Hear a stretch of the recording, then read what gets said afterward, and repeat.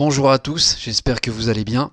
Alors aujourd'hui, nous parlerons d'une pierre très positive sur bien des points qui me plaît beaucoup et me parlent énormément, puisqu'elle a un rapport très fort avec la nature et la terre.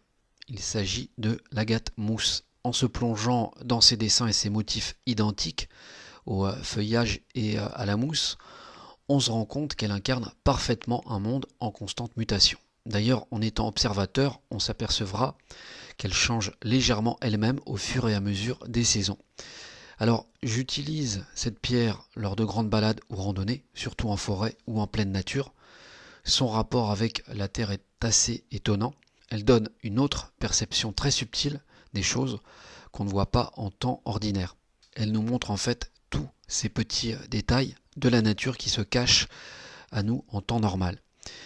Elle incite à prendre conscience de la pollution causée et des dégâts que cela crée sur l'environnement direct, mais aussi sur la faune et la flore. C'est une pierre qui est vraiment conseillée pour les gens travaillant la terre et l'agriculture, ainsi que ceux ayant un métier en rapport proche avec la nature.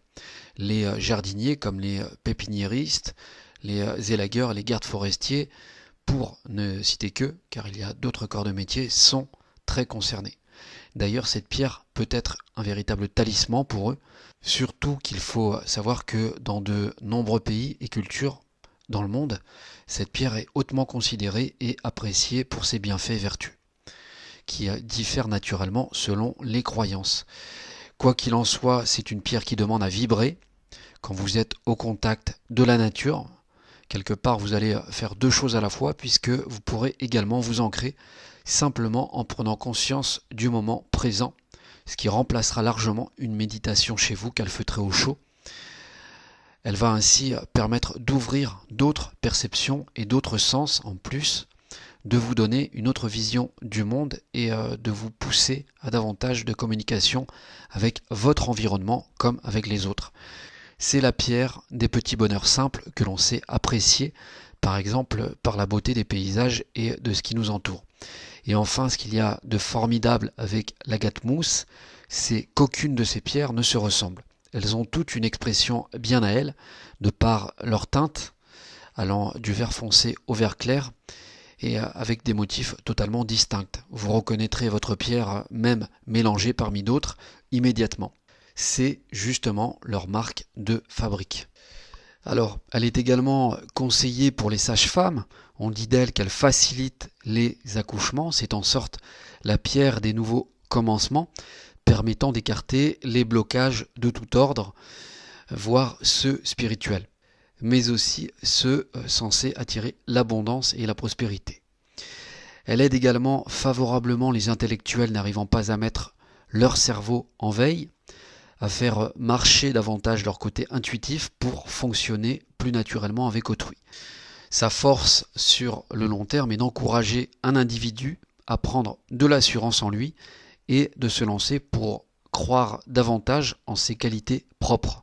À l'image d'une plante qui pousse, elle accompagne un être dans son chemin, pas après pas, autant dans sa croissance que dans son évolution et dans son expression, ceci en douceur et dans la paix. Elle amène un être sur une voie de conscience et d'espoir justement par l'inspiration. C'est une pierre de renouveau dans une vie.